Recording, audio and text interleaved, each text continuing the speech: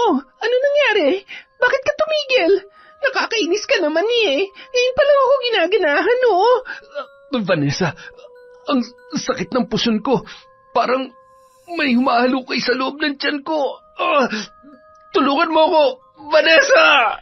Taon 2016. Zambales.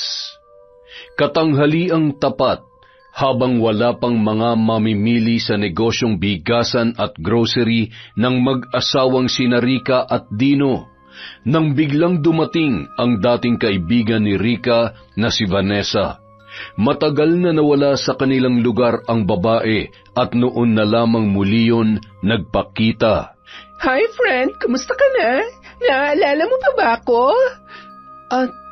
Teka, Vanessa? Ikaw na nga ba yan? Sabi ko na nga ba sino ba naman na makakalimot sa iyong bruha ka? Kumusta ka na? Ano na ba nangyari at ang tagal mo yatang nawala rito sa atin? Kalma lang friend, ako lang to, ano ka ba? Hindi mo man lang muna ba ako papapasukin kahit dyan lang sa may pinto ng tindahan nyo para naman may kwento ko sa iyong lahat na nangyari. Oo nga pala, halika pasok ka. Pasensya ka na, medyo masikip. Puno kasi ng bigas at groceries dito Oo nga pala, asawa ko si Dino. Bale, 5 taon na kaming kasal. Tapos may anak na rin kami na mag-iisang taon na. Oh, hi Dino. Just call me Vanessa. Masaya ako makilala ka. Ang gwapo naman pala ng asawa mo, Rica. Ngumiti at tumango lamang ang lalaki. Ngunit walang anumang sagot mula sa kanya, saka nagpatuloy na sa ginagawang paglilista ng mga kakailanganin para sa kanilang negosyo. Sira ka talaga. Anyway, ano na nga pala yung ikukwento mo sa akin? Bakit ang tagal mong hindi nagpakita? Ganito kasi yon. Pagka-graduate ko sa college, nagpunta ako sa Maynila para magtrabaho. Kaya lang, may naging boyfriend ako at ka-live-in partner ko ron na isa rin sa mga katrabaho ko.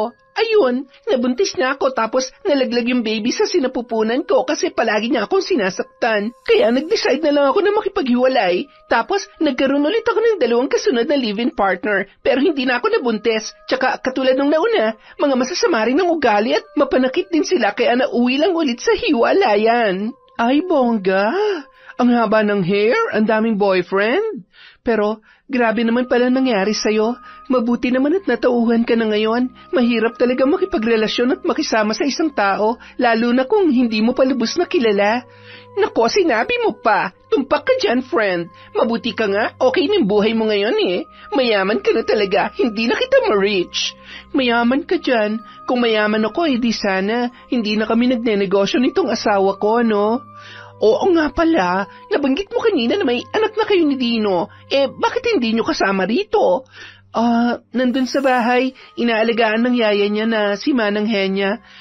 Oo nga pala Vanessa, buti pinaalala mo, bibinyagan na yung anak namin sa susunod na buwan, kasabay ng 1 taong birthday niya. Tutal, nandito ka na rin lang, kukunin na lang kitang ninang, okay lang ba? Bongga, ha? Hanggang ngayon, nasa iyo pa rin pala si Manang Henya. Ang tagal niya na nagsisilbi sa inyo simula pa ng bata ka, diba?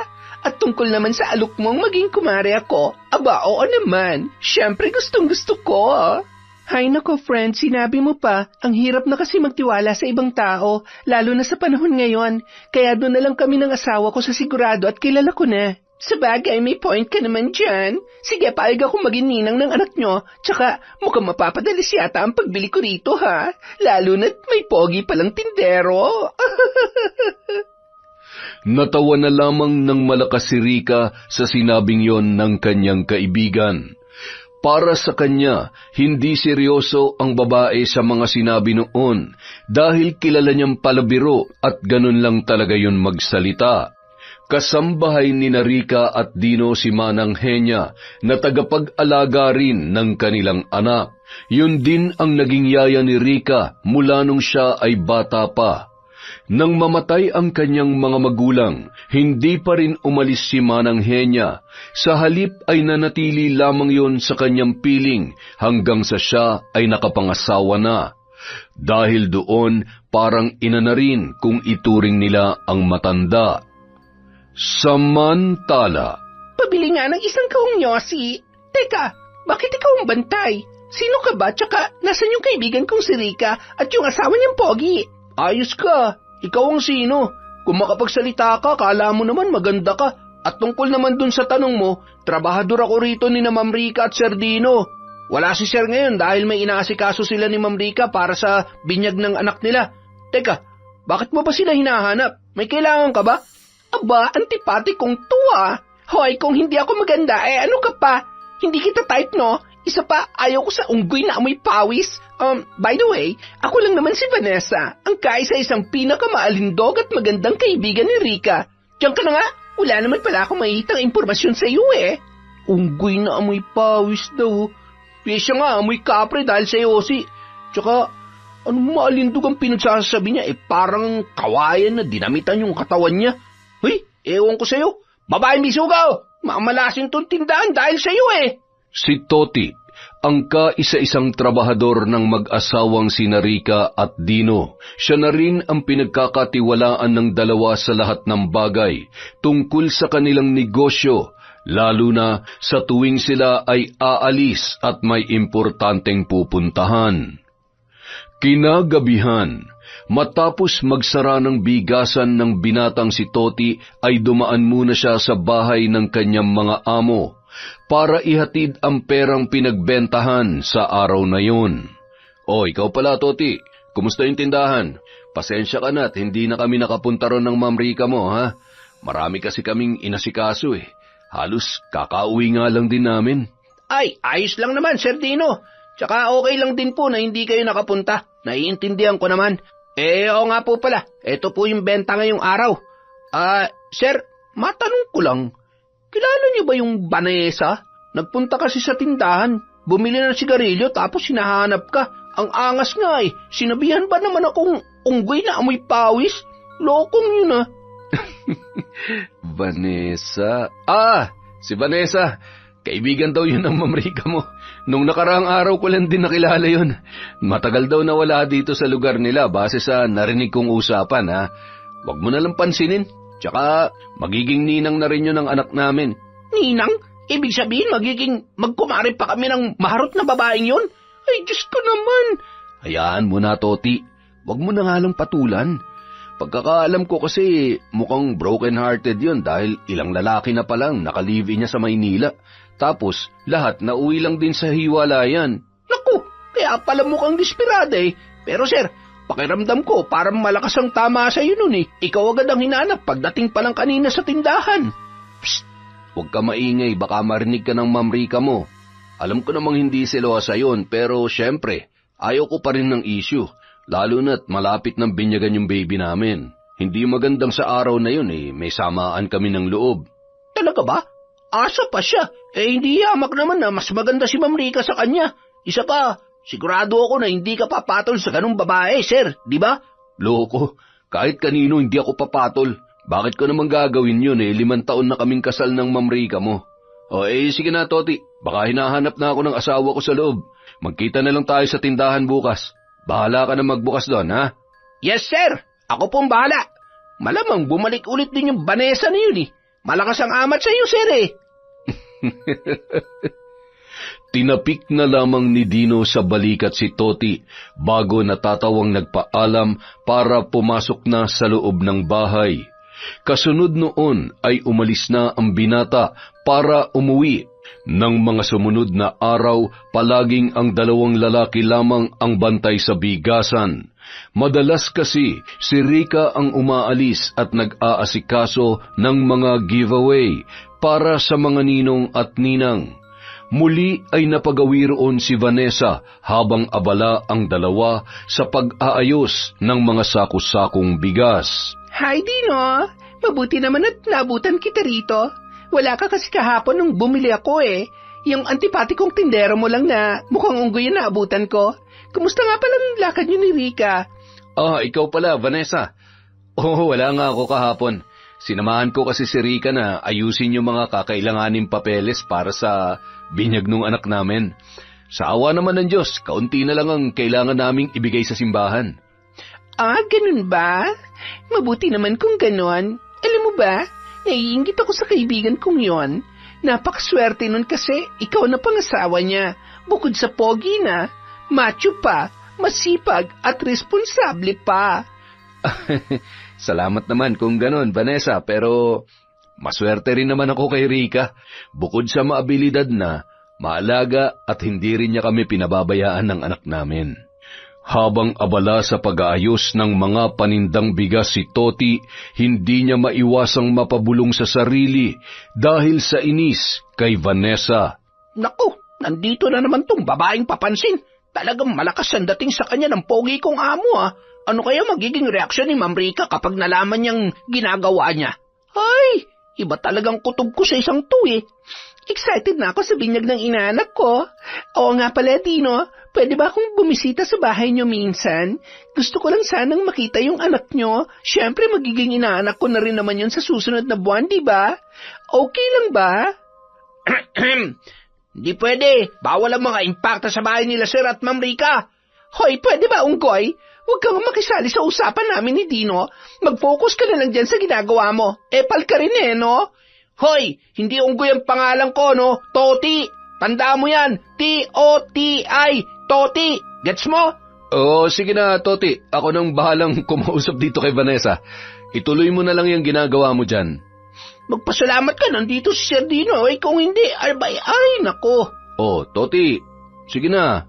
Ako nang bahala rito. Sorry po, sir. Pinandilatan na lamang ni Toti si Vanessa sa kamuling bumalik sa kanyang ginagawa. Pasensya ka na kay Toti, Vanessa, ha? Baka pagod lang yun. Teka, gusto mo ba ng merienda?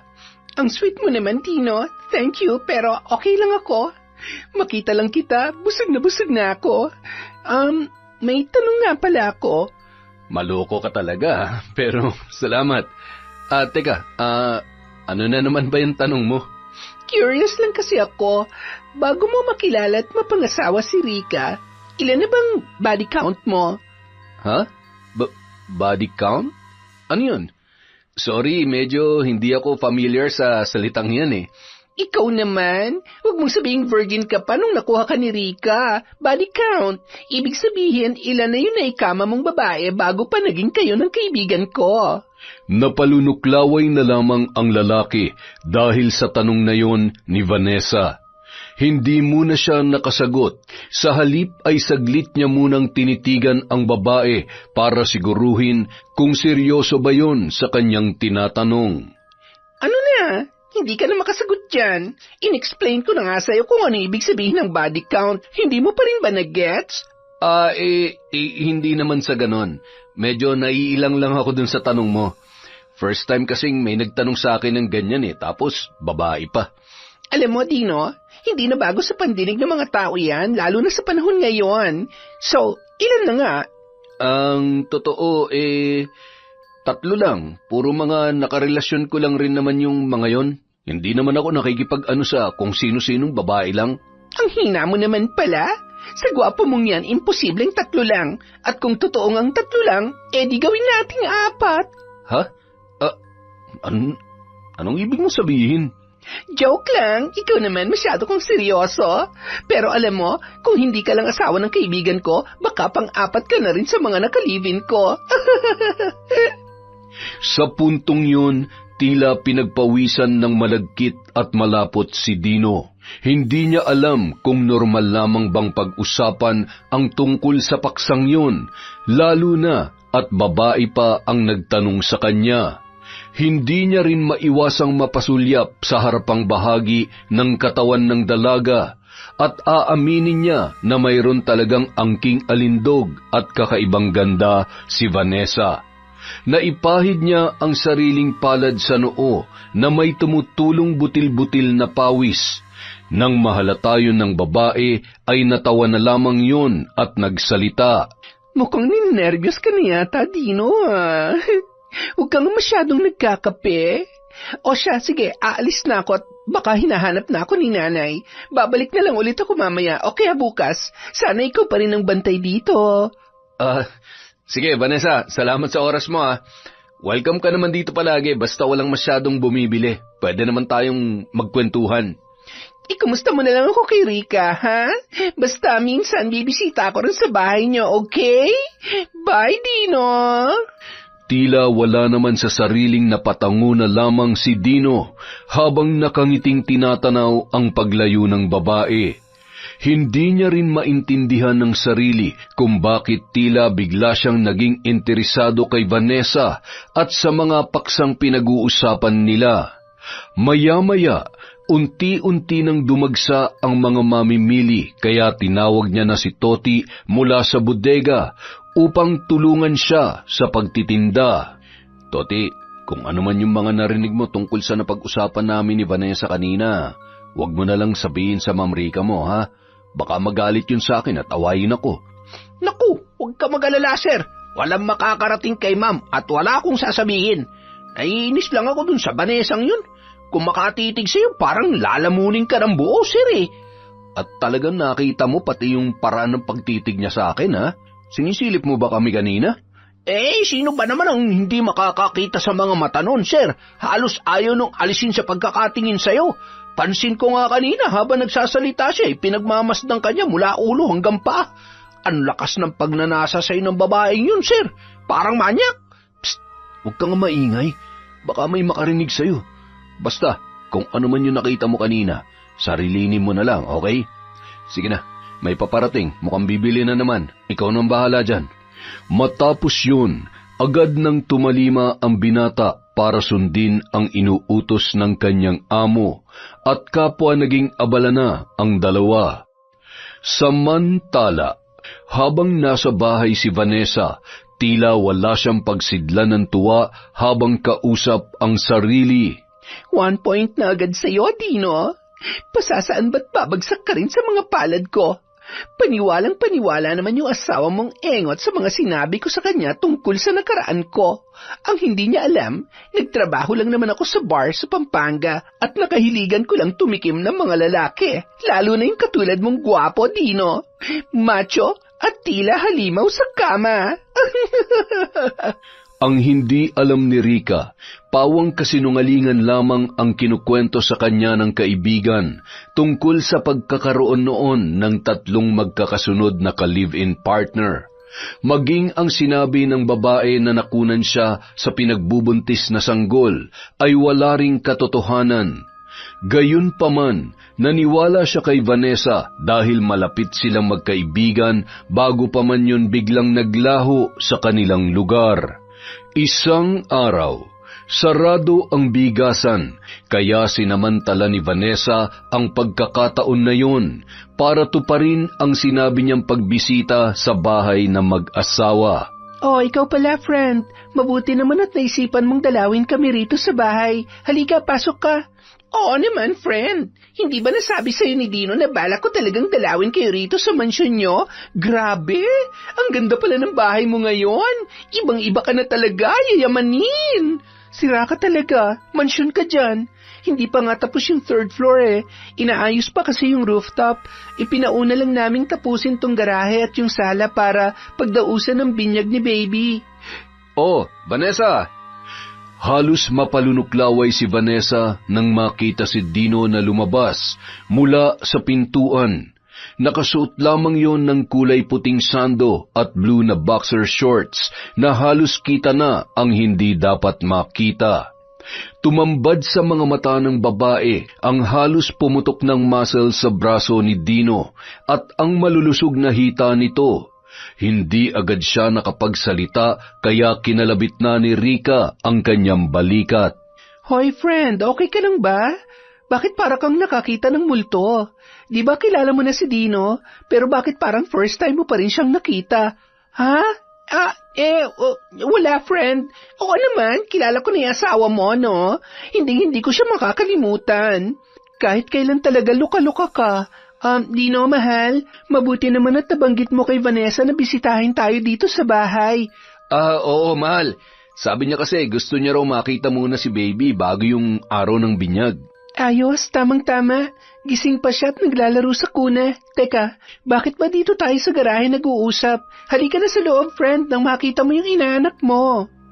Matapos yun, nagpatiuno nang pumasok sa loob ng bahay si Rica. Nakasunod naman sa kanya ang kaibigan at asawa na ng mga sandaling yun ay nagpapalitan ng mga makahulugang tingin sa isa't isa. Tila ba may nais sabihin si Dino kay Vanessa na ayaw niyang iparinig kay Rica. Nang nasa harapan na sila ng kuna ay muling nagsalita ang kanyang asawa. Ayan na yung aanakin mo sa binyag. Mag-iisang taon na rin siya kaya sobrang likot. Mahal, Dino, ikaw na munang bahalang mag-asikaso kay Vanessa, ha? Tutulungan ko lang si Manang Henya sa paghahanda ng merienda. Friend, dyan muna kayo, ha? Huwag ka mahiya, feel at home. Kasunod noon, agad nang nagtungo si Rica sa kusina at naiwan naman ang dalawa habang nakatingin sa sanggol na nakalagay sa kuna. Nang magkaroon ng pagkakataon, palihim na kinausap ni Dino si Vanessa. Vanessa, may pakiusap sana ako sa'yo. Pwede bang wag mo na lang banggitin kay Rica yung tungkol sa mga napag-usapan natin noong nakaraan? Yun ba? Ako nga sana magsasabi sa'yo niyan eh. Huwag ka mag-alala, Dino. Simula ngayon, lahat na mapag-uusapan natin, tsak na tayong dalawa lang ang makakaalam. Ngumiti lamang ang dalawa habang malalagkit ang mga titig sa isa't isa. Ngunit naagaw ang kanilang atensyon nang marinig ang pag-iyak ng anak ni Dino at ni Rica. Agad naman yung kinarga ng lalaki. Samantala, makalipas ang 2 buwan, sumapit na ang binyagan. Gaya ng inaasahan, naroon sa kanilang bahay ang katiwala at ninong ng bata na si Toti at ang kaibigan ni Rica na si Vanessa. Sa dinami-dami naman ang pwede kong makita, ikaw pa talaga? At ano naman ang ginagawa mo rito?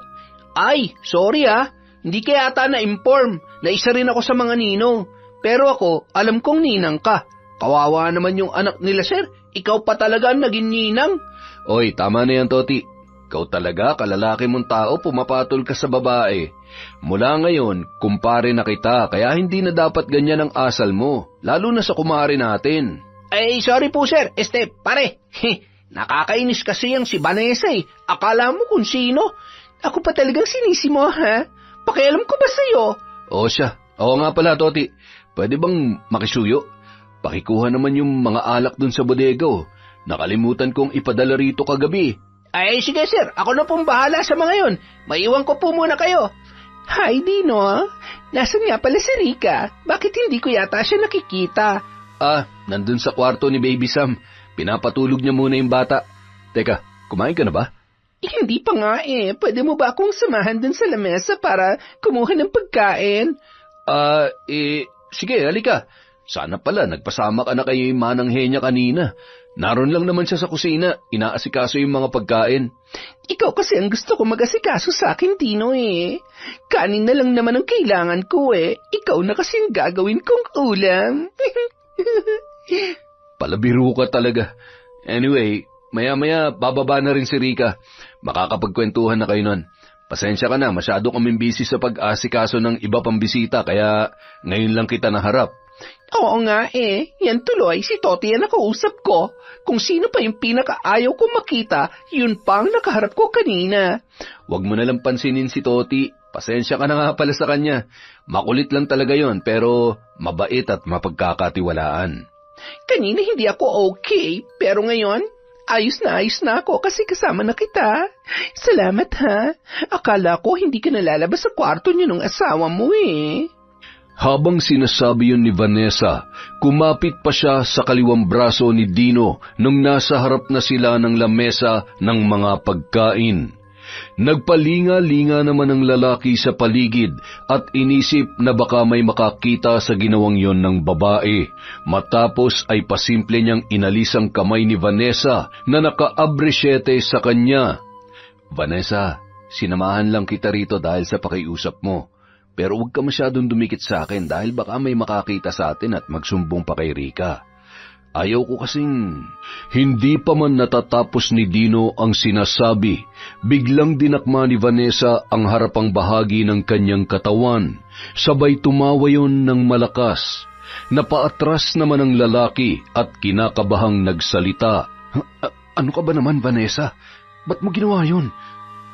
Sige na nga, maiwan na muna kita rito. Kumain ka lang dyan at baka kung ano pang isipin ni Rika kapag nakita tayong magkasama. Gusto mo ba yung ganong kabilis? Siguro naman walang nakakita sa atin, diba? Ikaw naman, Dino, huwag ka nga masyadong kabado dyan. Mas lalo ka tuloy na paghahalata eh. Vanessa, please. Ikaw lang ang paranoid, Dino. Aminin mo, gusto mo rin naman yung ginawa ko, diba? Isa pa, wala namang masamang iisipin ng ibang tao kung hindi ka magpapahalata. Lalo ng asawa mong si Rika. Tama ba? Napapailing, ngunit kinakabahan na iniwan na lamang ni Dino ang babae. Bago pa nun mahalata na may biglang kumislot sa bandang ibaba ng kanyang katawan na nagpasikip sa suot niyang panloob. Hiyang-hiya siya sa sarili dahil inaamin niyang unti-unti. Natutukso na rin siya sa mga ginagawa sa kanya ni Vanessa. Maya-maya pa, bumaba na si Rika mula sa kanilang silid, karga ang anak nilang si Sam. Sinalubong naman siya ng asawa sa ibaba ng hagdanan at sabay silang nagtungo sa kinaroroonan ni Vanessa.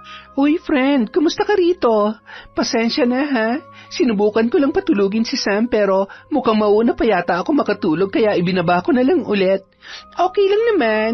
Heto, ngayon pa lang din ako kakain. Tara, sabayan niyo na ako, Dino. Kayo na lang muna, Vanessa. Maya-maya na lang ako. Titingnan ko lang yung mga bagong dating na bisita at yung mga alak na dinala ni Toti. Rika, mahal, sandali lang ha. Lalabas lang ako saglit. Sige, mahal. Ako na munang bahala dito kay Vanessa. Palihim pang sumulyap si Dino sa babae bago lumabas upang kausapin ang mga bagong dating na panauhin. Niyaya naman ni Rika ang kaibigan na maupo sa isang bakanteng lamesa. Doon nagkwentuhan sila at nang matapos kumain ang babae ay kinarga niya ang kanyang inaanak. Pakarga nga ulit kay Sam. Hindi ko siya masyadong nahawakan kanina kasi kabilaan ng mga ninong at ninang na nagpapapicture sa kanya eh. Hay nako, baka hindi ka makatagal ha. Malikot na sobra yan si Sam. Kami nga ni Manang Henya, kahit nagsasalita na sa pagbubuhat dyan eh, nangangalay pa rin kami agad. Ngayon ko lang natingnan na mabuti itong inaanak ko, friend. Napakaganda pala. Kamukhang kamukha ng tatay niya. Pero syempre, may mga part din naman na nakuha sa'yo, gaya ng pilik mata at pisngi. Sana maanakan din ako ni Dino na ganito kaganda o kapogi. Anong sabi mo? Char lang, ano ka ba naman? Naniwala ka naman agad. Ang ibig kong sabihin, sana makapangasawa rin ako ng kasing pogi ng asawa mo para magkaanak kami ng kasing ganda nitong anak ninyo. Ganon. Ganun ba? Akala ko naman kung ano na. Umayos ka, friend, ha? Unahin mo munang mahalin yung sarili mo bago ka pumasok ulit sa pakikipagrelasyon. Hindi ka pa ba nadadala sa mga karanasan mo sa mga lalaki? Hay nako, wag na nga natin silang pag-usapan. Mag-enjoy na lang tayo ngayon, okay? Napakibit-balikat na lamang si Rika at hindi na muling nagsalita pa. Matapos yun, ipinagpatuloy na lamang nila ang kasiyahan kasama ang mga bisita at ilang mga malalapit na kamag-anak. Makalipas ang ilang araw, nagpatuloy ang madalas na pagpunta ni Vanessa sa tindahan para tumambay at makipagkwentuhan. Bagamat harap-harapan ng ipinapakita ni Vanessa ang pagkagusto kay Dino, pilit pa rin yung binabaliwala ni Rika dahil bukod sa malapit silang magkaibigan ay magkumare na rin sila nung mga panahon na yon at hindi niya pinag-iisipan ng masama ang kanyang asawa. Hi, friend! Hello, Dino! Kumusta? Ikaw pala, Vanessa. Okay lang naman kami. Napagawi ka yata. May bibilhin ka ba? Ay, nako, dumating na naman ng malas. Makamalas ka naman dyan, Toti. Anong tingin mo sa sarili mo, Lucky Charm? Ang yabang mo talaga, ano? Kayong dalawa talaga kahit kailan para kayong mga aso't pusa. Magsitigil na nga kayo. Ang kasing asungot na yan eh. Ang ganda-ganda ng araw ko dahil nakita ko si Dino tapos sisirain niya lang. Toti, pumasok ka na muna sa bodega. Pakicheck yung mga asukal doon, baka may mga butas yung sako. Kami na muna ni Ma'am Rika mo ang bahala rito. Ay, sige po, sir. Basta kapag may ginawang hindi maganda yung babaeng yan, tawagin niyo lang ako sa loob, ha? Babanatan ko yan. Banatan mo mukha mo. Kailan mo ba ako titigilan? Kapag nabanatan na kita. O sige na, tama na. Baka akong bumanat sa inyong dalawa, makita nyo. Tama na yan, friend. Huwag mo masyadong stressin yung sarili mo. Alam mo bang maraming nagkakatuluyan sa ganyang pag-aasaran? Naku, ma'am, pakisabi sa kanya, managinip na lang kamo siya. Sa pogi kong to, papatol ba ako sa ganyang babae? Hindi bali na lang. Sige po, papasok na ako sa bodega. Unggoy, walang hiya ka? Kala mo kagwapuhan? Pweh! Pagpasensyaan mo na, huwag mo nang pansinin. Kumpare mo na yun. Ano nga palang bibilhin mo? Wala naman akong bibilhin, Dino.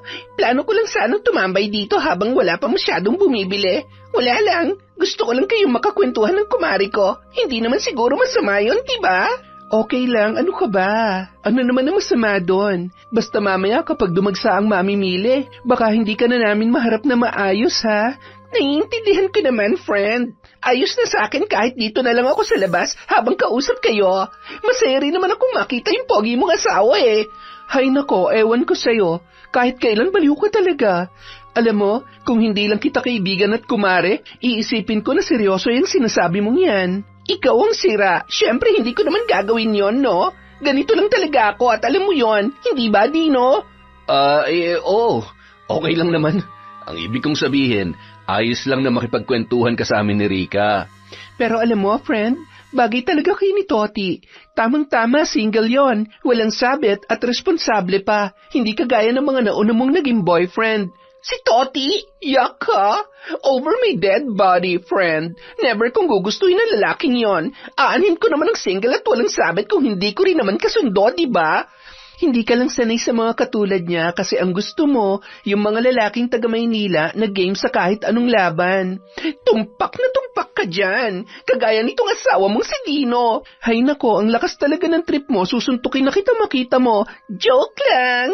Hoy, hindi ka papatulan nitong asawa ko, no? Unang-una, 5 taon na kaming kasal. Pangalawa, may anak na kami. At pangatlo ano? Hindi niya type yung mga kagaya kong babae. Don't worry, friend, kasi lahat ng sinasabi ko ay joke lang naman. At malabong totohanin ko mga yon, no? Masaya lang akong pagtripan tong si Dino. Dinadamay niyo pa ako dyan sa mga kalokohan niyo, ha? Pero alam mo, Vanessa, maganda ka naman at mukhang matinukang babae. Kaya naniniwala ako na imposibleng walang lalaking magmamahal din sa'yo katulad ng pagmamahal ko sa kaibigan mo. Di kayo ng perfect couple. Ako na ang single. Ay! Bakit kasi ayaw mo pang tanggapin si Toti? Ibinibigay na nga namin siya sa'yo eh. Kung gusto mo, ilalakad kita sa kanya. Sabihin mo lang. Ew! Sobra ka talaga sa akin, friend. Mas pipiliin ko na lang mamatay na single kesa makasama yung Toting yon habang buhay. Nagkatawanan na lang ang magkaibigan sa naging takbo ng kanilang usapan. Ngunit hindi napansin ni Rika na palihim na nagpapalitan ng makahulugang tingin ang kanyang asawa at si Vanessa. Nung sumunod na araw, muling bumalik sa tindahan ang babae at natsyempohan niya na wala roon si Toti. Tanging si Dino lamang ang naabutan niyang bantay, kaya naman tuwang-tuwa siya nang sila ay magkausap. Mabuti naman at ikaw lang mag-isa rito ngayon, Dino. Wala yata yung asungot na alalay mo. Tsaka, nasaan nga pala si Rika? Magandang umaga, Vanessa. Nakakagulat ka naman. Bigla-bigla ka na lang sumusulpot. Nag-deliver lang si Toti ng mga soft drinks dun sa suki naming tindahan. Si Rika naman, nandun lang sa bahay at binabantayan yung anak namin. Medyo hindi kasi magandang pakiramdam ng bata mula pa kagabi kaya hindi niya maiwan. Umiiyak lang kasi kapag si Manang Henya ang nag-aalaga. Teka, may bibilhin ka ba? Ganun ba? Kawawa naman si Sam. Sana gumaling na siya. Wala naman akong bibilhin. Tamang-tama. Total, ikaw lang naman na nandito ngayon eh. Pwede mo bang may share sa akin yung Facebook account mo? Sige na Huwag ka mag-alala. May gagawin akong paraan para hindi makita ni Rika yung mga palitan natin ng chat. Naku, Vanessa, kasi, Sige na, please. Promise, kapag may contact na tayo, hindi na ako palagi mangungulit at mangiistorbo sa'yo rito. Dahil sa pakiusap na yun ni Vanessa, wala nang nagawa pa si Dino, kundi ang ibigay sa babae ang hinihingi nitong account. Kasunod noon, masaya nang nagpaalam si Vanessa para umuwi matapos kumindat at napapakagatlabi pa na nakatingin kay Dino. Samantala, nang makauwi na sa bahay ang dalaga, tila nagdiriwang na naman ang kanyang puso, dala ng labis na tuwa. Sa wakas, ito nang simula ng katuparan ng mga plano ko, Dino. Kung maswerte si Rica dahil ikaw ang pangasawa niya, pues, ngayon pa lang, dapat niya nang sulitin ang mga natitirang araw na magkasama kayo. Simula noon, hindi na muling nagpakita pa ang babae sa tindahan. Hindi na rin yun nangungulit at ni anino niya ay hindi na nasilayan pa ni Rica at Dino. Maging si Toti na palaging bantay sa tindahan. Mahal, napapansin ko parang ilang araw na yatang hindi nagpupunta rito si Rica. Halos mag-iisang linggo ko na kayong kasamang nagbabantay rito pero ni minsan hindi ko siya naabutan.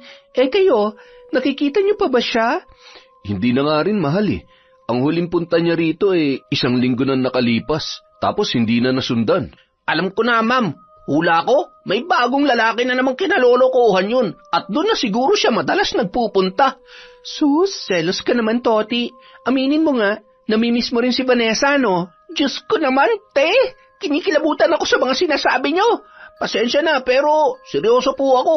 Hindi si Vanessa ang tipo ng babaeng gugustuhin ko. Ayoko sa babaeng mukhang bisugo. Isa pa, sayang naman yung tikas at kagwapuhan ko kung sa kanya lang ako babagsak. Hindi ba? Ay nako, loko ka talaga. Alam mo, ang dumi ng iniisip mo kay Vanessa. Malay mo, may importanteng pinagkakaabalahan lang yung tao. O kaya naman may sakit lang. Ganun. Ewan ko sa'yo, Toti. Pero kung may sakit lang talaga siya, bakit parang ang tagal naman yata? Ay, sana okay lang si Maring Vanessa. Natahimik naman noon si Dino. Lingid kasi sa kaalaman ni Rica, unti-unti nang lumalalim ang komunikasyon ni Vanessa at ng kanyang asawa sa pamamagitan ng palitan ng messages sa private chat messenger. Lihim na nag-uusap ang dalawa at unti-unting nagpaplano ng kanilang pagkikita. Makalipas ang ilang araw, napapansin na ni Rica na tila palaging abala ang kanyang asawa sa cellphone at kung minsan napapabayaan na ng lalaki ang mga gawain sa kanilang negosyo. Kaya isang araw, kinausap niya si Dino. Mahal, hindi na ba makapaghihintay ang ginagawa mo sa cellphone? Pakiasikaso naman yung ibang bumibili Hindi ko kaya mag-isa to lalo pa't nasa delivery si Toti. Ay, okay, sorry mahal. Medyo napasarap lang kasi yung usapan namin ng pinsan ko Loko-loko kasi. Nakabuntis, tapos gusto raw silang ipakasal ng mga magulang nung nabuntis niya. Ganun ba? O siya, sige, mamaya na lang natin pag-usapan yan. Ang dami nang nakapila sa harapan ng tindahan natin Baka magsialisan pa yung mga yan pag nainip. Agad namang kumilos ang lalaki para asikasuhin ang mga namimili, na noon ay hindi na rin magkanda-ugaga sa pagpili ng mga bibilhin. Ngunit panaka-naka ay napapansin ni Rica ang tila pananabik sa mukha ng asawa sa tuwing titingnan noon ang cellphone na parabang may mahalagang mensahe na hinihintay. Kinagabihan, pagkarating ng mag-asawa sa bahay, Grabe, ang daming tao sa tindahan ngayong araw, mahal, no? Sobrang nakakapagod. Pero ayos lang yon. Ibig sabihin, productive ang araw natin ngayon, hindi ba? Napalingon siya sa asawa nang walang marinig na anumang tugon mula doon, at nang makita niyang abala na naman ang lalaki sa cellphone, hindi na lamang niya yon sinita. Inisip niya na baka naglilibang lamang ang asawa dahil pagod yon buong maghapon. Kinabukasan ng gabi, oras na ng pagsasara ni Dino at Toti sa kanilang tindahan. Toti, mauna ka nang umuwi. Ako na lang ang bahala magsara nitong pwesto. Ha? Sigurado ka ba, sir? Baka kailanganin mo pang tulong ko. Ayos lang naman po kasi wala rin naman akong gagawin sa bahay pag uwi. Okay lang ako, huwag ka mag-alala. Marami pa kasi akong kailangang ilista na kulang dito sa tindahan Kaya ako na lang ang magsasara maya-maya. Ay, sige po, sir. Basta kapag may kailangan ka, tawagan mo lang ako, ha? Ay, paano po? Sige po, mauna na ako. Ngumiti at tumango lamang si Dino sa binata at sumenyas na okay lang siyang maiwan mag-isa. Makalipas ang halos 10 minuto, dumating naman si Vanessa sa tindahan. Sinenyasan siya ni Dino na pumasok, sabay mabilis naman niyang isinara ang pintuan. Sigurado ka bang nakauwi na yung asungat mong alalay? Huwag ka mag-alala, kilala ko yun. Hindi na yun mangungulit o mag-uusisa kapag ako nagsabi. Ano, ready ka na ba? Ako pa bang tatanungin mo? Nun pa ako sabik na sabik sa'yo. Halika na, simulan na natin ang laban. Nung oras ding yun, umaatikabong mainit na tagpo ang naganap sa pagitan ng dalawa sa loob ng makipot at masikip na lapag na sinapinan lamang nila ng mga sako ng bigas at harina. Makailang ulit pa nila yung ginawa hanggang sa kapwa mapagod at humihingal na nakahigang naghiwalay. Ilang saglit pa, biglang kumabog ang dibdib ng lalaki nang tumunog ang kanyang cellphone at nakita na tinatawagan na siya ni Rica. Nang tumingin siya sa oras na nakalagay, nalaman niya na mag-aalas 11 na pala ng gabi. Nako, kailangan ko nang umuwi, Vanessa. Tinatawagan ako ni Rica. Mag-aalas 11 na pala. Magbihis ka na rin bago pa magpunta rito ang asawa ko. Sayang naman. Gusto ko pa sanang umisay eh. Kaya lang umepal na naman yung asawa mo. Pero sige na nga, sa susunod na lang ulit ha. Sobrang sarap at ang galing-galing mo, Dino. Kaya pala hindi ka pinapakawalan ni Rica eh. Oo na, sige na. Sa susunod na lang ulit. Bilisan mo na bago pa tayo mahuli rito. Isang araw, naisipan ni Rica na yayain ang asawa na kumain sa labas. Mag-isa namang naiwan sa tindahan ang binatang si Toti. Ngunit habang nasa loob sila ng restaurant ni Dino, alam mo, mahal, masarap din pala yung ganito paminsan-minsan, no? Yung kahit walang okasyon, kakain tayo sa labas. Naalala ko tuloy nung nagsisimula pa lang tayo magkarelasyon dati. Subalit mukhang malalim ang iniisip ni Dino at tila hindi siya nito naririnig. Nanatili lamang yung nakatingin sa malayo at tila may malalim na iniisip, kaya kinalabit na siya ng asawang si Rica. Hoy mahal, okay ka lang ba? Kanina pa ako salita ng salita dito. Narinig mo ba lahat ng sinabi ko? Ha? Pasensya ka na, mahal ha. Iniisip at pinagpaplanuhan ko lang kasi kung ano-ano pa yung maganda at pwede nating idagdag dun sa bigasan. Ganun ba? Sorry din, mahal ha. Akala ko kasi date natin to kaya hindi ko iniisip na yung negosyo pa rin palang laman ng utak mo. Anyway, ayos lang. Mabuti nga't nag-iisip ka ng tungkol sa ikauunlad ng hanap buhay natin kaysa ibang bagay ang pinagtutuunan mo ng pansin. Promise, mahal. Sa susunod, babawi ako sa'yo. O kaya, pag-uwi natin sa bahay mamaya, alam mo na. Ikaw talaga ang pilyo mo. Ang dami-daming tao rito. Baka mamaya may makarinig sa atin, baka kung anong isipin nila. Pilit na inunawa na lamang ng babae ang pagiging ganoon ng kabiyak. At sa katunayan, natuwa pa siya dahil bukod sa pamilya nila, nagpaplano rin pala yon para sa mas ikabubuti ng kanilang kabuhayan. Samantala, araw ng linggo at sarado ang kanilang tindahan.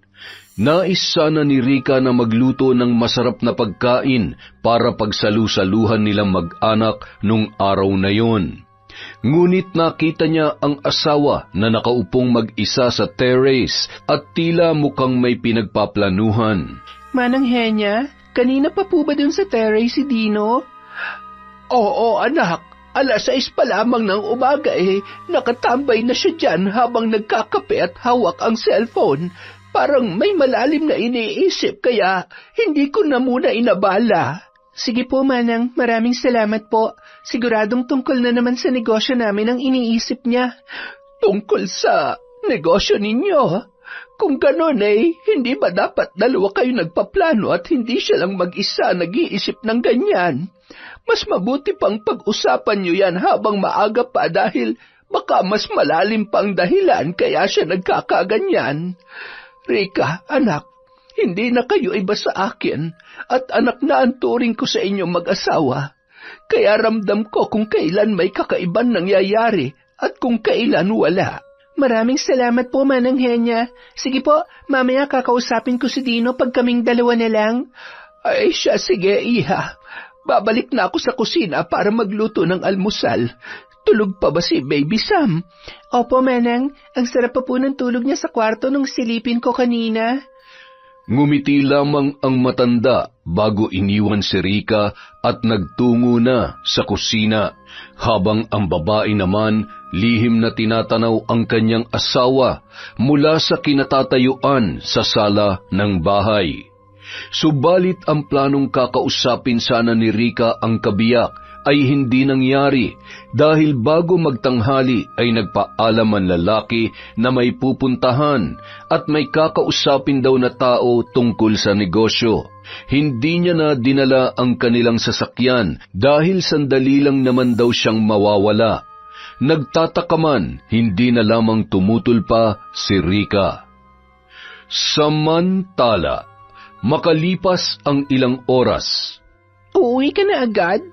Nakakaisang round pa lang tayo Ang hina mo naman yata ngayon. Hindi ako pwedeng magtagal. Baka magduda na si Rika. Nagpaalam lang ako sandali na may kakausaping tao tungkol sa negosyo kaya kailangan ko nang umuwi. So paano? Bitin pa ako Iiwan mo na lang ba akong mag-isang ganito? Huwag ka mag-alala. Magkikita pa naman tayo sa susunod Oh, ito nga palang pambayad sa kwarto. Sa iyo na yung sukli. Sige na, aalis na ako. Walang hiyang lalaking yon. Iniwan na lang ako mag-isa rito sa motel. Maka-order nga ng machong bulalo. Ganoon ang nakasanayang gawin ni Dino at Vanessa sa loob ng halos isang buwan. Hindi na kasi inulit ng lalaki na dalhin sa tindahan ang kumaring Kalaguyo dahil nag-iingat siya na baka biglang magpunta roon ang kanyang asawa at mahuli sila sa akto na nagsisiping. Isang araw. Salamat, Mari, at sinamahan mo ko, ha? Buti libre ka ngayon. Kumusta ka naman? Ang tagal mo nang hindi nagpupunta sa tindahan, May problema ka ba? Walang anuman yon, Mari. Ano ka ba? Okay lang din ako. Medyo tinatamad lang ako lumabas ng bahay nitong mga nakaraang araw at linggo, kaya hindi na muna ako nangiistorbo ron sa inyo. Tsaka, baka masira lang ang araw ko kapag nakita ko pa yung asungot na toti na yon. Ikaw, kumusta ka naman? Kumusta kayo ni Dino? Yun na nga, Mare. Hindi ko alam kung okay pa ba kami. Nitong mga nakaraang araw kasi parang may kakaiba akong napapansin sa kanya Ha? Anong ibig mong sabihin kakaiba? Hindi naman siguro sinasapian niyang asawa mo at huwag naman sana, ha? Sira, hindi ganun ang ibig kong sabihin. Una kasi napapansin kong masyado siyang busy at araw-araw niyang hawak yung cellphone niya.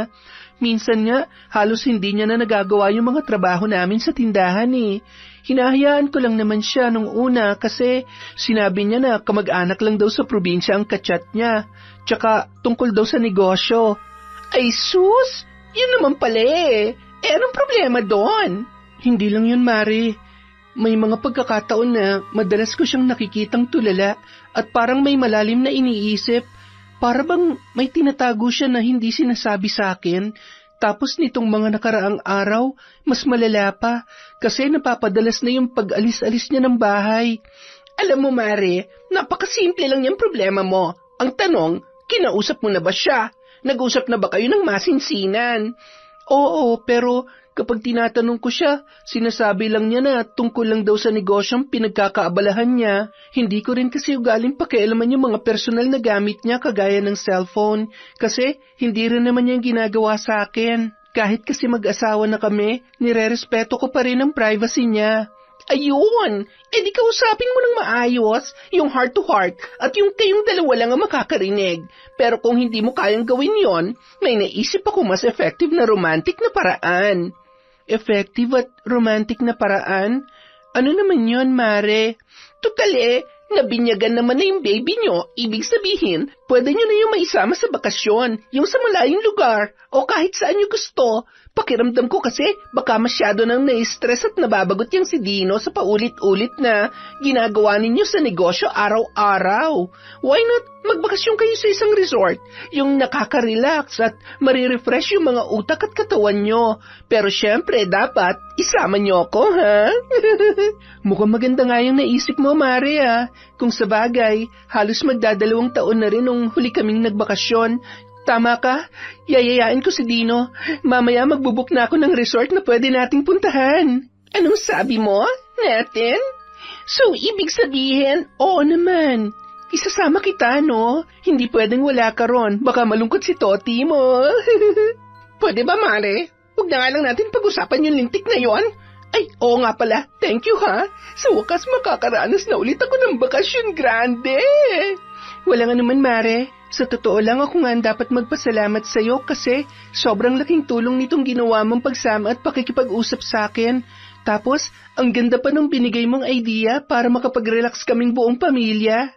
Nakipag-apir na lamang si Vanessa kay Rica nang matapos ang kanilang pag-uusap. Ngunit lingid sa kaalaman ng babae, may itim na balak ang kanyang kumare na noon ay walang paglagyan sa labis na tuwa. Natuloy ang planong pagbabakasyon ni Rica sa isang resort kasama ang kanyang asawa, si Manang Henya, si Toti at ang kaisa-isa nilang anak na si Sam. At gaya ng inaasahan, habang nasa resort ay walang tigil ang pagpapalitan ng maaanghang na salita ni Vanessa at Toti laban sa isa't isa. Tumitigil lamang ang dalawa sa tuwing inaawat na sila ni Rica. Kinagabihan. Marami pa ba yung iniinom nyo, mahal? Inaantok na kasi ako eh. Mauna na akong pumasok sa kwarto, ha? Sumunod ka na lang mamaya pagkatapos nyo. Toti, ikaw nang bahalang magligpit ng mga kalat nyo, ha? Para naman hindi nakakahiya dito sa resort. Mare, Vanessa, mauna na ako, ha? Tatabihan ko na yung inaanak mo at na makapagpahinga na rin si Manang Henya. Ay, siya nga pala, yung mga gamit nyo ay pinalagay ko na kay Manang dun sa naka-assigned na kwarto para sa inyo. Bahala na kayong dalawa ni Toti kung anong gagawin nyo ron. Opo, ma'am. Mare pala. Wala naman tayo sa tindahan ngayon eh. Ako na pong bahala sa mga ligpitin dito, tsaka hindi ko naman tatabihan sa kwarto yung si Miss Bisugong Hilaw, no? Kadiri kaya. Ayan ka na naman eh. Manahimik ka na nga riyan. O siya, sige na, papasok na ako sa loob. Sige, Mare, sleep well and rest well. Huwag lang rest in peace, ha? Sige na, mahal, kami na lang ni Toti ang bahala rito. Magpahinga ka na't baka hinahanap ka na rin ni baby. Kasunod noon, pumasok na si Rica sa isang nakabukod na malaking silid na para sa kanyang asawa, anak na si Sam at si Manang Henya. Naiwan sa labas si Dino, Toti at Vanessa para ubusin ang iniinom na alak. Subalit ilang minuto pa lang ang nakakalipas, nagpaalam na rin si Toti na papasok na sa kwarto na para sa kanila ni Vanessa. Hindi niya na raw kaya pang uminom. Dahil doon, naiwan si Dino at ang kanilang kumare na pareho ng may tama ng alak. Halos isang oras pa lamang silang dalawa sa labas ay hindi na makatiis si Vanessa at siya na mismo ang lumapit sa kinauupuan ni Dino. Mahina palang uminom yung asungot na tuta mo eh. Kita mo nga naman, nauna pang malasing sa ating dalawa. Dino, naiisip mo ba kung anong naiisip ko? Oo, Vanessa. Sa totoo lang, kanina ko pa nga gustong gawin yun, kaya lang natatakot ako baka kasi biglang lumabas si Rica o kaya si Manang Henya eh. Ano ka ba? Pagod ang mga yon. Tsaka mararamdaman naman natin kapag may paparating eh. Sige na nga, ikaw talaga. Kung tayong dalawa lang rito, baka kanina pa kita nilantakan. Matapos yun sabihin ng lalaki, agad na siyang sinibasib ng halik ni Vanessa sa labi. Kapwa nagmamadali ang mga kilos nila na animoy sabik na sabik sa isa't isa. Halos maubusan na sila ng hininga dulot ng marubdob na paghahalikan nang biglang lumabas si Rica mula sa pinto at kitang-kita noon ang kanilang ginagawa. Vanessa? Dino? Anong ibig sabihin nito? Mga hayop kayo! Dito niyo pa talaga sa labas ginagawa yan? Mga wala kayong delikadesa! Kailan niyo pa ako niloloko, ha? Uy, nandyan ka na pala, my friend, Maring Rika. Actually, matagal na namin itong ginagawa ng asawa mo. Siguro magdadalawang buwan na. Okay na? Masaya ka na? Sa labis na galit, hindi na napigilan pa ni Rika ang sarili at sinugod ang kanyang kumare. Pinagsasampal niya yon kasabay ng mga pagsabunot sa buhok at sunod-sunod na pagkalmot sa muka. Agad namang umawat si Dino kung kaya't hindi na nagawa pang makaganti ni Vanessa. Bakit, Rika? Sa palagay mo ba mahuhumaling sa akin si Dino kung mahal ka pa rin niya? Baka nga nagtitiis na lang siya sa iyo eh. Pero kung ayaw mo maniwala, edi tanungin mo siya. Ayan o, buhay pa naman yan at makakapagsalita pa. Pwede ba magsitigil na nga kayo? Rika, mahal, please itigil mo na to. Nakakaya sa mga staff ng resort. Pinagtitinginan na tayo. Ah, ganon. Isa ka pang hayop ka? Ako pa talagang nakakahiya sa lagay na to, ha? Pues, tama ka. Mabuti pa nga siguro kung ititigil na natin to dahil hindi ako papayag na harap-harapan mo na ako niloloko. How dramatic naman. Pang telenovela ang atake, ha? Sorry ka dahil ako na ngayon ang mahal ni Dino at hindi na ikaw. Demonyo ka. Papatayin kitang babae ka. Isa kang traidor. Mabilis na dinampot ni Rika ang baso na nasa lamesa at inihagis yon kay Vanessa. Tinamaan sa noo ang babae at agad na dumugo yun. Napasigaw si Vanessa dahil sa labis na sakit, lalo na nang makapa at maamoy niya ang dugo na tumatagas mula sa kanyang ulo. Dahil sa nilikhang ingay ay nagising na rin si Manang Henya at lumabas na yon sa kwarto. Takang-taka niyang inawat at pinakalma si Rika habang hinahagod ang likod nito. Ano bang nangyayari dito? Dino, Vanessa, ano't nagkakagulo kayo di sa oras na ng gabi? Yung mga hayop at traidor na yan, Manang Henya. Huling-huli ko silang dalawa sa akto na naghahalikan dito sa labas kanina. At kung hindi pa ako dumating, baka masigit pa rin ang nagawa nila. Ay, oo nga pala. Nagawa na nga pala nila yun ng paulit-ulit. Sa narinig ay napatakip na lamang ng kanyang bibig ang matanda at tinapunan ng matalim na tingin si Vanessa. Mga titig na tila nagbabanta at nagbibigay ng babala. Subalit inirapan lamang siya ng babae. Sa halip ay si Dino ang muling nagsalita. Rika, sorry. Hindi ko talaga sinasadya. Sana mapatawad mo ko. Mapatawad? Isa kang malaking tanga, Dino. Hindi ko alam kung mapapatawad pa ba kita.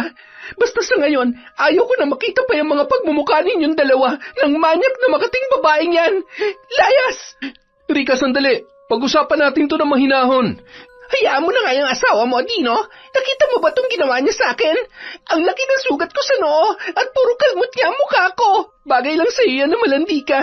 At kung hindi lang masamang pumatay ng tao, baka kanina pa kita sinakal hanggang sa malagutan ka ng hininga. Halika naman ang Henya, pumasok na tayo sa loob. At ikaw lalaki, huwag kang papasok sa kwarto namin ng anak ko. Galit na nagtungo na sa silid si Rika kasama ang matandang si Manang Henya. Nung nasa loob na sila, ay agad niyang inilak ang pintuan, kahit naririnig niya pa ang malalakas na pagkatok at pagtawag sa pangalan niya ng taksil niyang asawa. Hanggang sa hindi niya na naulinigan pa ang boses noon at tumigil na rin sa pagkatok. Kasunod, napasandal siya sa gilid ng pinto habang dahan-dahang umiiyak na bakas ang bigat ng dibdib dahil sa nasaksihan. Nag-aalalang nilapitan siya ni Manang Henya at inalalayan para umupo sa gilid ng kama bago yun nagsalita. Rika, anak, nauunawaan kong nararamdaman mo ngayon. Kung kailangan mo ng tulong ko, sabihin mo lang at may alam akong pinakamasakit na paraan para makaganti sa babaeng yon at sa malikot mong asawa. Mula sa labis na pag-iyak, saglit na natigilan si Rika. Napatingin yon sa mukha ng matanda bago nagtatakang nagtanong. Ano pong ibig niyong sabihin, Manang? Batid kong matagal na panahon na akong naninilbihan sa pamilya mo, Rika. Simula pa nung bata ka, ako na ang nag-alaga sa'yo. Nasaksihan ko ang paglaki mo at lahat ng mga tagumpay mo sa buhay. Kaya anak na rin kita kung may tuturing. Pero lingid sa kaalaman mo, may alam ako sa ritual ng pambabarang. Kaya kong pumatay ng tao may kasalanan sa akin sa pamamagitan lamang ng itim na karunungan. At maraming beses ko nang napatunayan ang kakayahan kong yon. Kaya kung gusto mo, sabihin mo lang sa akin at hindi ako magdadalawang isip na kitlin ang kanilang mga buhay. Hindi makapaniwala ang babae sa isinisiwalat ng kanyang kasambahay at nanay-nanayan. Halos kalahati ng buhay niya ay kasama niya na yun, subalit hindi niya nalaman na mayroon pala yung kakayahan tungkol sa itim na kapangyarihan. Subalit sa halip na sumang-ayon, tumawa na lamang siya ng pilit at pinunasan ng kanyang kamay ang luha sa kamuling nagsalita.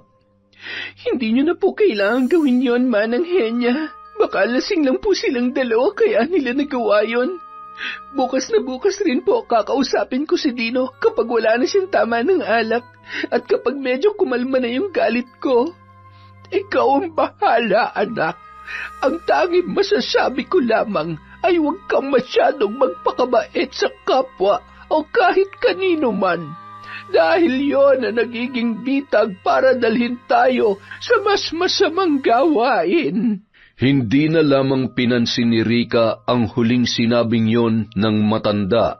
Sa halip, nanlulumo siyang humiga at tumabi sa anak nila ni Dino sa nakabukod na kama, at hindi niya na namalayan na nakatulog na pala siya.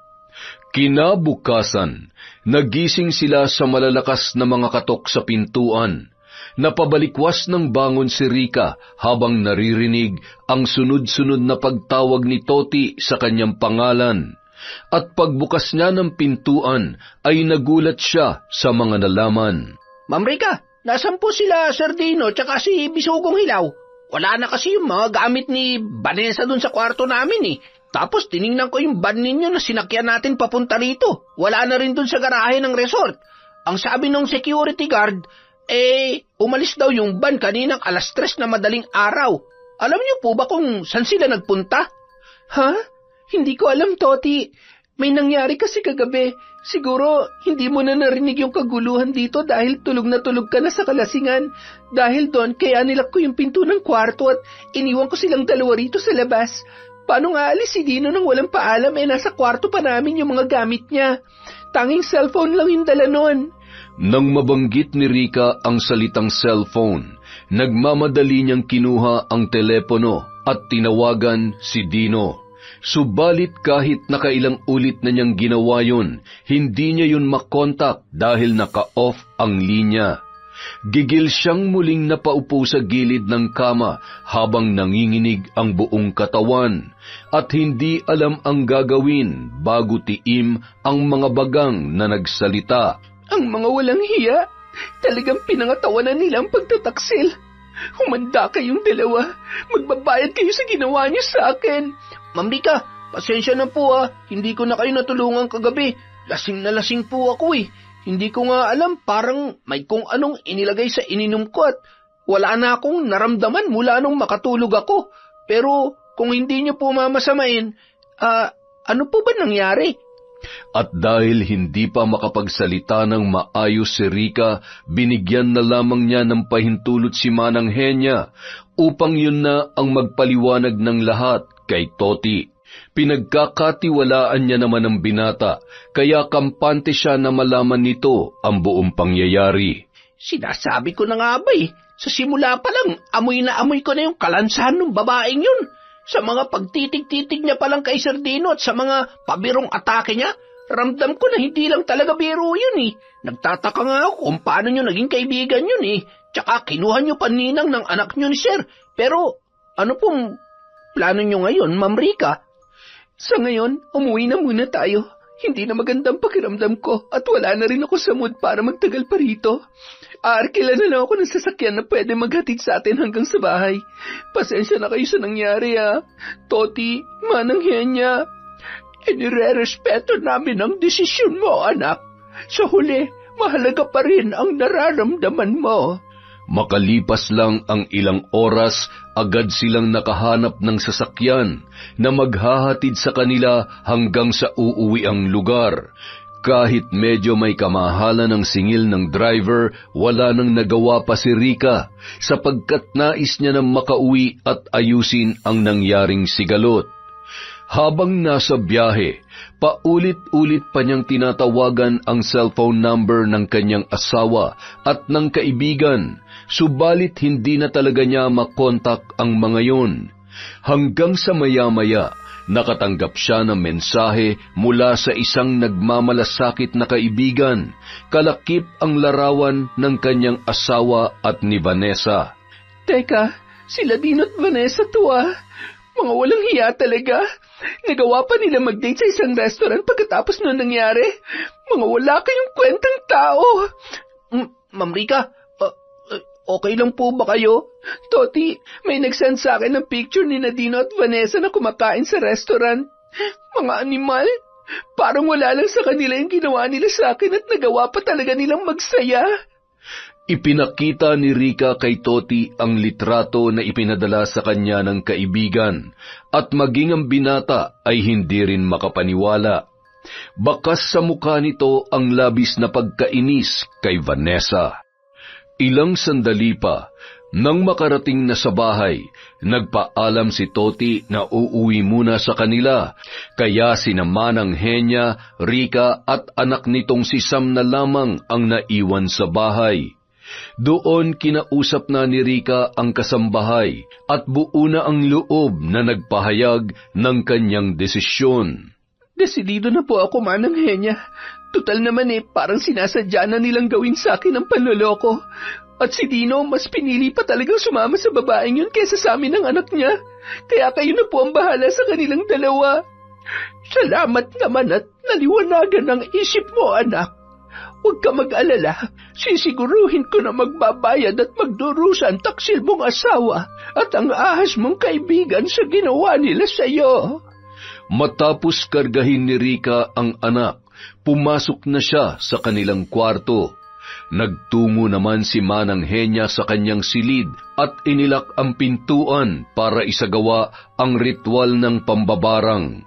Nung nasa loob na ang matanda ay hinila niya ang isang supot na nasa ilalim ng kama at mula roon kinuha niya ang isang tila maliit na bayong na naglalaman ng kung ano-ano. Inilabas niya ang dalawang maliit na kulay abo at lumang manika na gawa sa abaka at nakakatakot ang itsura. Mula doon, inilabas din niya ang isang babasaging garapon na naglalaman ng sari-saring insekto gaya ng tipaklong, mga bangaw at meron pang linta na biglang nagsigalawan nang simulan niyang bulungan ng kung anong dasal. Kasunod noon, kinuha rin niya mula sa bayong ang maliliit na pako at sabay-sabay na itinusok ang mga yun sa buong katawan at bandang tiyan ng dalawang nakakatakot na manika. Matapos ay itinusok niya sa pinakaulunan ng mga yun ang 6 na natitirang pako habang tuloy-tuloy na umuusal ng mga orasyon sa pinaghalong lengguwahe. Walang lugar sa mundong ito ang mga taong taksil na katulad ninyo. Magsama kayo sa liblib ng kadiliman at puksain nawa ng mga alagad kong ito ang inyong katawan hanggang sapitin niyo ang malagim na kamatayan. Samantala, habang magkasama sa isang hotel sina Dino at Vanessa at nasa gitna ng mainit na tagpo at dumaing ang lalaki. Oh, ano nangyari? Bakit ka tumigil? Nakakainis ka naman Ngayon pa lang ako ginaganahan, oh. Vanessa, ang sakit ng puson ko. Parang may humahalukay sa loob ng tiyan ko. Tulungan mo ako, Vanessa! Kasabay ng malakas na pagsigaw ni Dino ay ang pagsusuka niya ng dugo sa mismong muka ni Vanessa habang nasa ibabaw siya noon. Bumulwak sa muka ng babae ang dugo at nabalot siya ng kulay pulang likido. Buisit! Ano bang nangyayari sa'yo, Tino? Nakakadiri ka naman! Sinukahan mo pa ako! Umalis ka nga dyan sa ibabaw ko! Ubod lakas na itinulak ni Vanessa si Dino upang paalisin yon sa kanyang ibabaw. Sa lakas ng pagkakatulak ay agad na nahulog ang lalaki at tumama ang ulo noon sa matigas na kahoy. Dino? Sorry, hindi ko sinasadya. Ikaw naman kasi, bakit mo ako sinukahan? Tingnan mo nga itong mukha ko, puro suka ng dugo mo. Dino? Dino? Ano nangyayari sa'yo? Diyos ko, bakit kanya itsura mo? Nakita niyang duguan ang ulo ni Dino at dilat ang mga mata na tila nahihirapan ng huminga. Maya-maya, may mga linta na lumabas mula sa bibig ng lalaki at mabilis na pumasok ang mga yon sa kanyang mga mata. Kasunod ng paglabas ng mga tipaklong sa kanyang bibig na agad na nagsiliparan patungo sa kung saan. Kasunod ay narinig ni Vanessa na parang naglalagutukan ang mga buto ni Dino at dahan-dahang umiikot ang ulo noon patalikod. Sa isang kisap mata lamang, narinig niya ang malakas na pagsigaw ng lalaki hanggang sa unti-unti ay humina yon hanggang sa tuluyan ng nawala kasabay ng pagkalagot ng kanyang hininga. Teka, ano tong... Bakit bigla na lamang nasusugatan ng buong katawan ko? Aray! Bakit parang naagnas at nangingitim ang balat ko? Diyos ko, huwag mo na ba... Tulong! Tulong! Sinubukan niyang lumapit sa telepono na nasa gilid ng kama upang tawagan ang front desk ng hotel at humingi ng tulong, subalit hindi niya na yon nagawa. Aray ko! Ang sakit ng ulo ko! Parang may bumubungkal sa loob! Ano pang nangyayari sa akin? Bakit hindi ko maigalaw ang mga binti at pako? Saklolo! Natumba at bumagsak din siya sa tabi ng walang buhay at dilat ang mga mata na si Dino. Kasunod ng paglabas ng mga bangaw sa kanyang bibig at agad na nagkumpulan ang mga yon sa buong muka at sa kanyang mga sugat. Nilantakan ng mga naturang bangaw ang kanyang mata hanggang sa hindi na siya makakita. Namimilipit na sa sakit ang babae, ngunit wala na siyang magawa dahil unti-unti nang nawawala ang kanyang lakas ng mga sandaling yon. Maya-maya, dahan-dahang lumalaki ang kanyang ulo hanggang sa hindi na mapigilan ang paglobo noon. Bakit nangyayari to sa ulo ko? Hindi! Hindi ito maaaring mangyari sa akin! Hindi! Ilang saglit pa, pumutok na yon at kumalat sa dingding ng silid ang pinaghalong dugo at nana mula sa mga katawan nila ni Dino at nagdulot ng nakakasukang amoy. Samantala, kinabukasan, hindi pa rin nagbubukas ng tindahan si Rica dahil masakit pa sa kanya ang nangyari. Humahangos na dumating sa kanilang bahay si Toti na may dalang balita. Oh, Toti, napasugod ka yata. Hindi tayo magbubukas ng tindahan ngayon. Gusto ko lang muna magpahinga. Ma'am, hindi po yun ang pakay ko kaya ako nagpunta rito. Nasa balita po sa TV ngayon si Sir Dino at si Vanessa. Ha? Teka, anong balita? Manang Henya, pakion nga po ang TV at ilagay niyo sa balita. Matapos ion ng telebisyon, bumungad sa kanila ang nagbabagang balita tungkol sa 2 tao na natagpuan sa loob ng silid ng isang hotel na may sinapit na kahindik-hindik na kamatayan. Nagkatinginan sina Manang Henya at Rica, ngunit wala nang bakas ng sakit at galit sa muka ng babae. Sa halip ay tila ba nakamit niya na ang hustisya at nagawa na ang paghiganti laban sa taksil niyang asawa at traidor na kumare at kaibigan. Nakikiramay po ako sa pagkawala ni Sir Dino, Ma'am Rica. Ngayon, naniniwala na po talaga ako na totoo nga pala ang karma. Ayaw kong pasalamatan niyang pakikiramay mo, Toti, dahil hindi rin naman ako masaya na nawalan ako ng asawa at ama ang anak ko. Pero sa puntong ito, sumasang-ayon ako sa mga sinabi mo. Kaya ikaw, huwag kang gagawa ng isang bagay na pagsisisihan mo habang buhay. Naniniwala akong makakayanan mong buhayin at palakihin ang anak mo na mag-isa, Rica. Alam kong matatag ka at hindi sumusuko sa lahat ng hamon sa buhay. Huwag kang mag-alala. Nandito kami ni Toti para gabayan at tulungan ka sa abot ng aming makakaya. Maraming salamat po sa inyo, Manang Henya. Kung hindi po dahil sa inyo, baka naisipan ko ng gawan ng masama ang sarili ko. At salamat din sa iyo, Toti, sa pagiging masipag at tapat na tagapaglingkod mo. Basta, ma'am, kapag kailangan niyo po ako para pagbuksan yung tindahan niyo, tumawag ka lang and I'll be there. Nako, nagamit mo rin yung English na kinabisa mo sa loob ng 10 taon, Toti. Baka dumugoy ang ilong mo riyan. 10 pa lang ngayon, Manang Inya. Marami pa akong baon dito.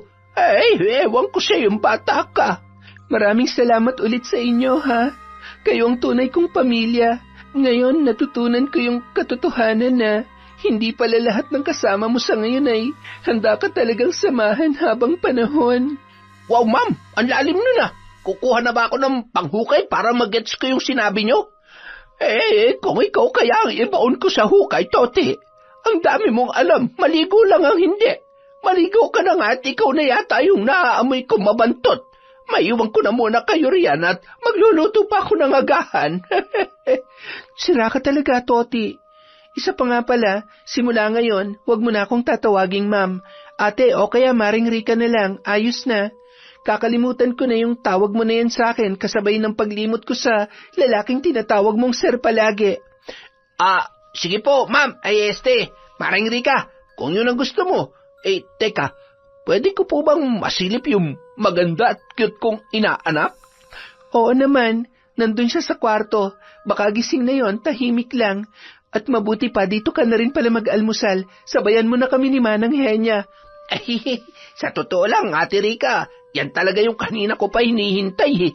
Yung alukin mo akong mag-almusal, ito kasing si Manang Henya, parang sa sobrang tanda na hindi na marunong makiramdam. Manahimik ka riyan, Toti. Baka akala mo hindi kita naririnig. Hoy, edad lang ang tumatanda sa akin, pero malakas pa ang pakiramdam at pandinig ko. Nagtapos sa malalakas na tawanan ang usapan nilang yun, at simula nga noon ay mag-isa na lamang itinaguyod ni Rica ang anak nila ni Dino sa tulong ng kinikita niya sa negosyo. Nagpatuloy naman ang pagiging tapat at masunurin ni Toti at kumuha na rin sila ng dagdag na tauhan para makatuwang sa tindahan. Yon! Isa na naman pong kwento mula sa Kwentong Enteng.